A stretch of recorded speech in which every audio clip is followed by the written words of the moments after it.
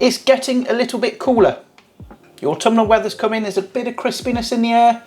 So I think we can kind of delve into the realms of comfort food, which is exactly what today's video is about. The good old British banger, the sausage. And what we're gonna do is we're gonna turn your common old garden bangers and mash into like a pie form. Sausage and mash in a pie.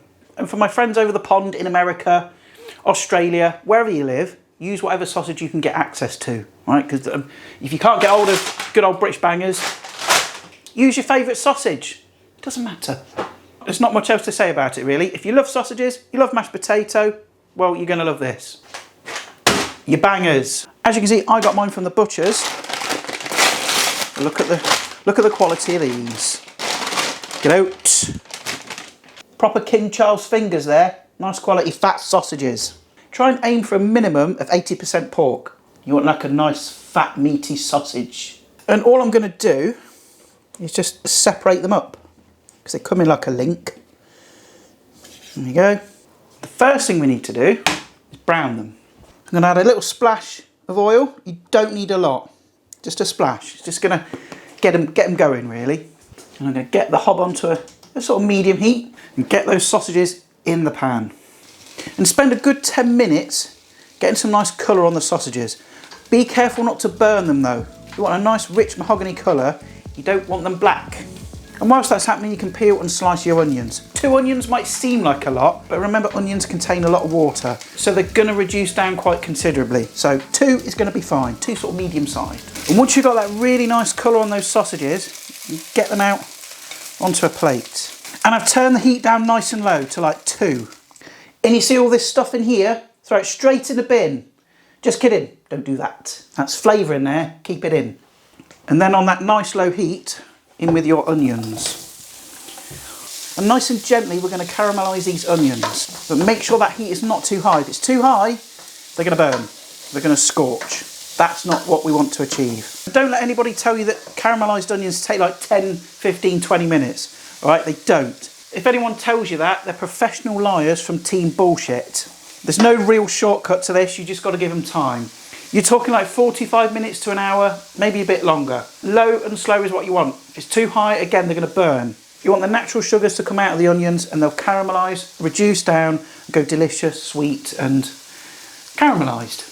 I've done a video on this before, but I'm going to show you how to make the perfect delicious mash. And it's incredibly simple. I do advise though, where is it? Get yourself one of these. It's called a potato ricer. You can pick them up on Amazon for like a few quid. If you want the smoothest mash, this is your best friend. Once your spuds are peeled, cut them in half, cut them in quarters, depends how big they are really. Rinse them off and then put them into a pan of cold water. Add a pinch of salt, bring the pan to a boil and then simmer them gently for about 10 to 15 minutes until the spud is cooked through.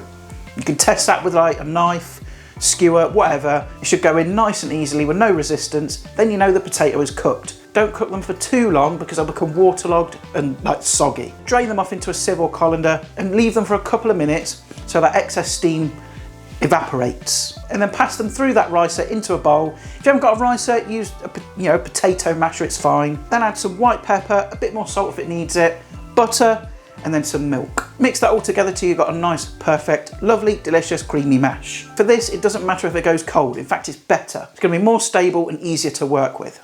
So once your onions are caramelised, they should look something like this. Nice and golden brown and reduced down significantly. And then to the onions, keep it on a low heat. I'm gonna add about 1.5 tablespoons of flour. This is bread flour, but plain flour if you've got it, don't think it matters. Wedge it in, and the same amount of butter, so equal quantities, get in. And that butter needs to melt and kind of amalgamate with the flour. This is going to be what thickens our gravy. So let it sizzle away for a couple of minutes, because if you don't cook out the flour, it'll give it like a chalky taste. And while I'm at it, I'm going to chuck in some rosemary and thyme, which I harvested from my garden. This is just going to add a nice herbaceous flavour. It's going to make everything taste savoury and lovely. You can use dried herbs if you want, but I just took them out of the garden, stripped off all the leaves of the rosemary and thyme, and then just chopped it nice and fine. When you use woody herbs like that, you want to chop it nice and fine, because otherwise it's going to be a bit too bitty in the finished dish. And after about a minute or so, you can start adding your stock. Add a small amount at a time, because what's going to happen as soon as you add the stock, it's going to immediately clump up. See, it's sort of turned into a paste already. Then add a bit more stock. And basically keep going, keep repeating that until you end up with like a nice, viscous, delicious, thick gravy. And remember the sausages that we browned off at the beginning? We're going to cut these up. I'm going to do it on the diagonal. Why? Because it's fancy. Just into like that kind of thickness is going to be fine. Little thick boy. And it doesn't matter if it's not fully cooked all the way through. Don't panic, it's going to finish off in the pie anyway. Then lob your sausages into your... Oh shit! Well, looks like there's a bit for you, eh, Mugs? How lucky you. You soon snaffled that, didn't you? Mix that all through. Chuck in a bay leaf, a nice big pinch of black pepper, and a good few lugs of Worcester sauce. I'd say about 2 teaspoons there. It's going to add like a bit of an acidic sort of kick to it. You shouldn't need any salt because there's plenty of salt in that stock. But obviously make sure the sausages are cooked through and just give it a quick taste. If it needs a bit of salt, add some. Leave that to simmer for, let's say 5 minutes or so, 10 minutes. It's very forgiving. You're not going to overcook it. There's plenty of fat in those sausages. It's going to be all delicious and wonderful. You could eat that as it is, but we're not going to do that because we're going to turn it into a nice pie. So after about 10 minutes, your filling should be done. So get it into a nice sort of pie dish of your choosing. Fish out that bay leaf though. That's done its job. You don't want to eat that. And it should be a nice thick consistency. So just sort of spread it out and leave it to cool down to room temperature. Don't go and put your mash on top and stick it in the oven straight away, because like, it's just going to sink in. You want cold mash and cold filling. Okay, your pie's going to turn out a lot better. And I think whilst that's cooling down, I'm going to wash up because I've made a right old mess here. And once your filling is nicely cooled down, we can add our mash. So I'm going to take my cold mash and just sort of put dollops onto my cold filling. It's really important that you do this because otherwise, you know, if your filling's hot, the mash is going to sink. And then just take a fork and sort of smooth it out. You can spend time and make it nice and neat if you want. No one really cares, it's going in your belly regardless, but if you want to make it look fancy, you can. And that bit of roughness on the top is going to go nice and crispy.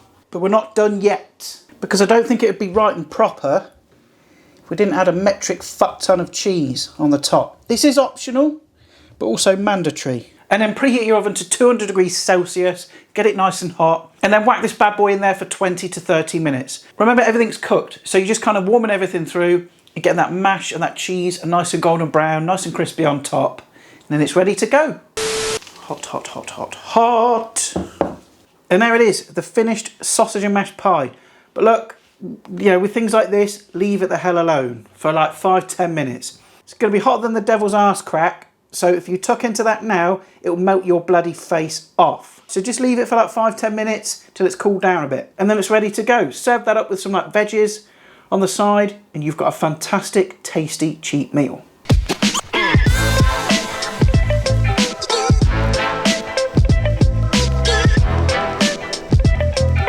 I tell you what, flipping nights are drawing in. It's getting dark out. It's only like 5:30. It's getting a wee bit dark outside. But there we go. A really simple little sausage and mash pie. It's cheap, it's accessible, it's comforting, it's delicious. What's not to love? But listen, if you enjoyed this, please stick a like on it, share it to your friends and family. Don't forget to subscribe. It really does actually help me, because the more of you watch, the greater reach of the videos. But I'm going to bugger off because I'm slightly tipsy actually. This is taking me like 5 hours to film. I'm on like my 4th beer. So I think I'm going to go and have a little nap. Probably a good idea. Just a little bit of a lie down. Anyway, I'll see you guys next time. Bye for now. Ooh, excuse me.